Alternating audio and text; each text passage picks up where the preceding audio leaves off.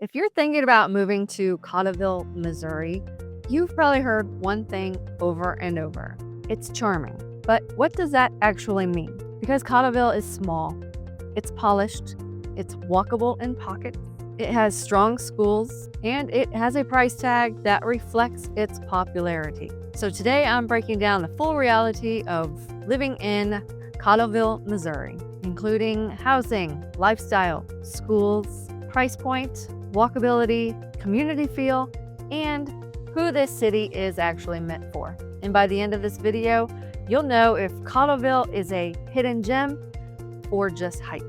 I am Delia Worley with the Collective Real Estate team, and I help buyers relocate to the St. Louis metro area. And Cottleville is one of the emotionally loved cities that I work in. But emotional appeal and long-term fit are not always the same thing. So let's break it down.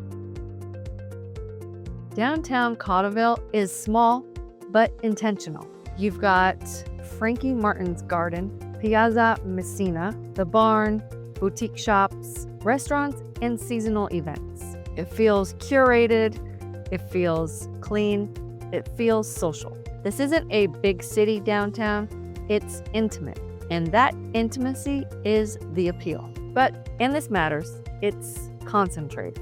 Outside of this core area, it becomes more suburban.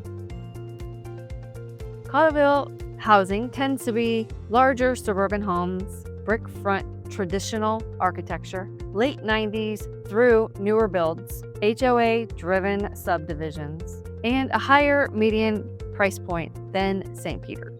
You don't see many starter homes here. This is more of a move-up buyer market. Lots are decent sized, neighborhoods feel cohesive, landscaping feels established, but affordability compared to Wentzville, that's a different story. Cottleville often commands a premium because of perception. Francis Howell School District is a major draw here. Always verify zoning, but this district consistently attracts buyers because school reputation supports long-term resale values.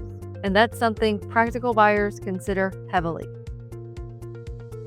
Legacy Park is one of the strongest community features with walking trails, lake, community events, and youth sports. Cottleville feels intentionally family-oriented. It's quiet, but not boring.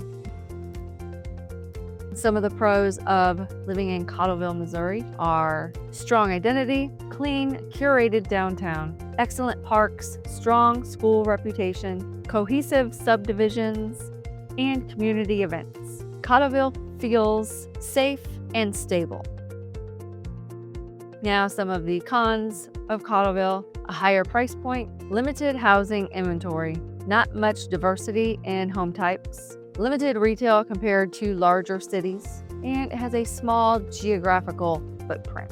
Cottleville is small. If you want variety, you'll drive to St. Peter's or O'Fallon. Now, who is Cottleville best for? Your move-up buyers, families prioritizing school, buyers wanting polished community feel, and people who value small downtown charm. Who it might not be ideal for: first-time buyers with a tight budget, buyers wanting acreage, buyers wanting major nightlife, and people who dislike HOAs. Now, if community feel is at the top of your priority list, Cottleville jumps to the top. If affordability is your number one priority, then you may want to consider Wentzville. If commute to St. Louis is your top priority, maybe check out St. Peter's.